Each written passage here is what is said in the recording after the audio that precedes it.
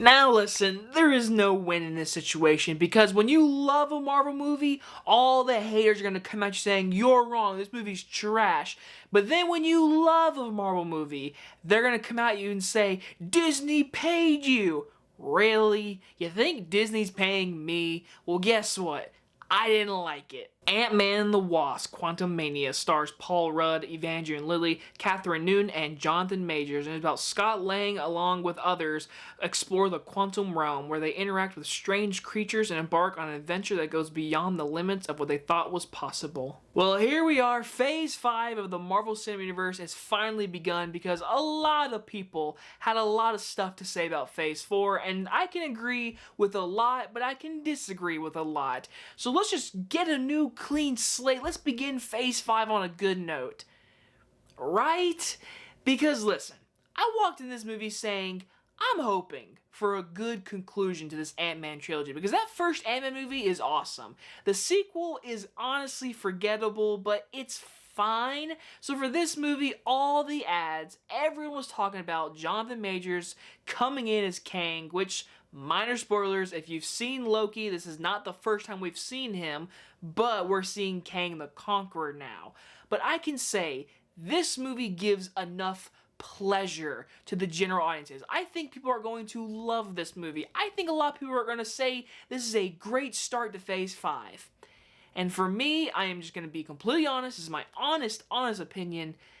I found this movie to be a complete mess, and it's a complete setup movie, and I was extremely disappointed driving all the way home back to tell you this, guys.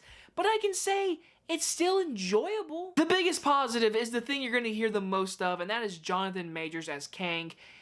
As soon as he comes on screen, the movie gets better. Seriously, Jonathan Majors is a great actor, and him as Kang in this version of Kang that we're getting to see, he feels villainous. And this movie, a lot of people are going to compare to Star Wars, and I can totally see why. For him to come in like this, he feels like Darth Vader. He has great evil moments in this movie, and his voice, his acting, his eyes, just everything John Majors does with his character, it's truly awesome, and I cannot wait to see what they do with him next, because Kang the Conqueror is here, and I'm so glad he got to be in this movie, because I do think he was a good villain for this movie. To introduce him to Ant-Man, coming into the quantum realm, we're finally here. After this trilogy, finally just kind of teasing it a little bit, we're here. And it's crazy. And I'll say this, when the movie's in the quantum realm, the special effects, for the most part, looks very good. There are clunky moments when characters or live action is moving around at the same time. You can nitpick it to death. I will say in the very beginning of this movie, some of the CGI was really bad. Like, I will say that. It was bad looking. But once they're in the quantum realm, the movie feels just intriguing. There's an adventure feel to it. It feels like Star Wars. They're onto something. Scott has a mission with Kang. He has something to go do for Kang in this movie. And for me, I was sitting there enjoying the adventure. I was like, this is an interesting take in the quantum realm. But they're trying to introduce Kang, Bill Murray's character, and many new characters in the quantum realm. With just introducing the quantum realm, the movie doesn't know where it wants to go with certain characters. I will not talk spoilers, but I do have to mention the character MODOK. Listen, there's one sequence that's pretty funny with his character, but I did not care for his character at all. I think this person is a complete waste. His design is interesting, but it's a complete joke, because Marvel does that with just jokes. There's tons of jokes. Paul Rudd is hilarious in this movie. He has great line delivery. Him and Catherine Newton have really funny and genuine moments, and I was really wanting to see more of that. I want to see this daughter relationship, because we all know we're just setting up Young Avengers. With her as a very important character in this movie, she felt sidelined, and her performance is good, but when there's not enough of her, she felt very sidelined. Michael Douglas felt sidelined. Michelle Pfeiffer, she's damn good in this movie. I'll give you that. She's damn good in this movie. She's not going to win no Oscar or anything. No. But she's good in this movie. I loved what they did with her character. And then you get Bill Murray, a side character. That's all it is. You have Bill Murray. It's a side character because the script is trying to tell you so much. Because, like I said, the quantum realm is so crazy on itself that the CGI, the creatures you're seeing, it's different, it's interesting. But the movie never breathes and let these characters develop. It never lets this world develop. You are in it and in it to win it. And it's fun and exciting. There's cool special effects, there's cool action scenes, and it leads to a very cool epic finale. But it just feels like setup. It all feels like setup. When this movie's over, I'm just like, okay, so this is episode 1 in phase 5. So season 5, this is the premiere. We're setting things up for the future. That's what it felt like. And the sad thing is, this is Ant-Man 3.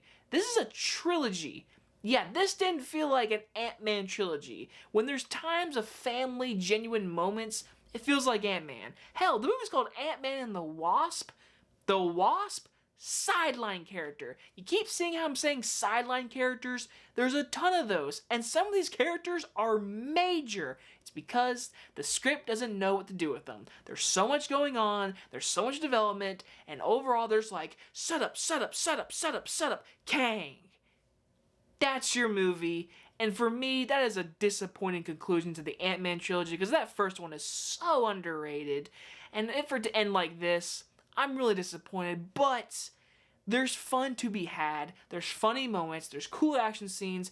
Peyton Reed did a good job directing this movie with big CGI moments that, again, sometimes looked horrible. But once the quantum realm is entered, the movie feels like an adventure. It feels like Star Wars. They go into a bar and there's tons of creatures and designs. There's going to be so many comparisons to Star Wars. And by the end of it, I'm sitting there saying, I need more Kang, and that's all I want. I'm going to give Ant-Man and the Wasp Quantumania a C.